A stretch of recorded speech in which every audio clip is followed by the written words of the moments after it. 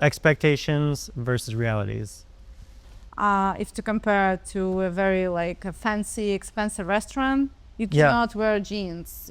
Even if it's like very high price jeans, you right. cannot wear jeans. You cannot wear like something casual, right? Yeah. So kind of the same situation. Yeah, we were talking about also comparing it with budgeting to make a movie or a music video.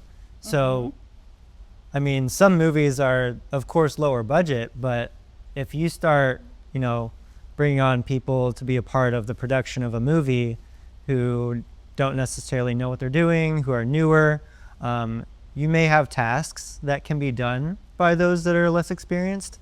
But if you start bringing in, you know, a whole catering team, a photographer, videographer, content creator, a planner, even makeup artists, people who don't know what they're doing or who may not be, you know, pricing to their potential or actual pricing, then you're really doing yourself a disservice, because it usually shows on wedding day.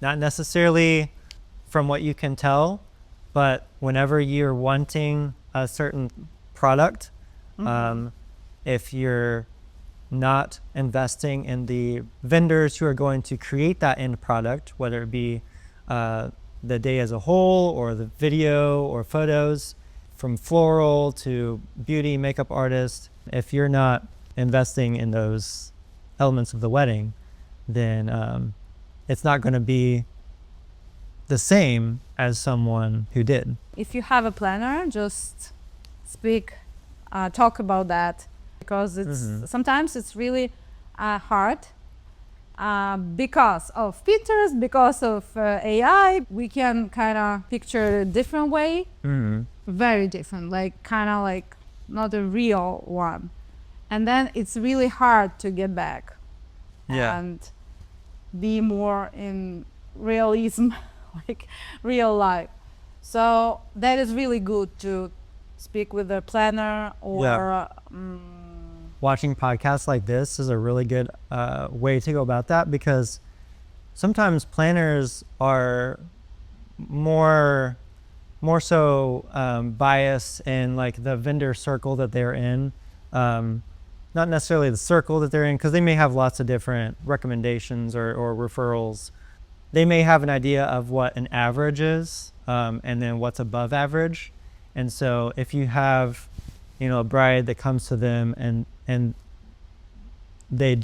they want to kind of cut costs as much as they can, anywhere they can, they're not going to recommend the ones that are more skilled, more experienced, or have a certain unique style. They may go with someone who's more on the average side of things, or more budget friendly. So I think it's important for them to be able to explain these things, but for there to be a good dialogue from multiple different vendor perspectives, just to get an idea of like what does it mean for you to be at my wedding? Like, what does it mean for you to do what you do? Why do you do what you do? For every vendor, especially those that provide a quality service, they may have all of these routines, practices, values, and ways of going about things to really like secure a very good plan for your wedding that those who haven't done that don't get to offer.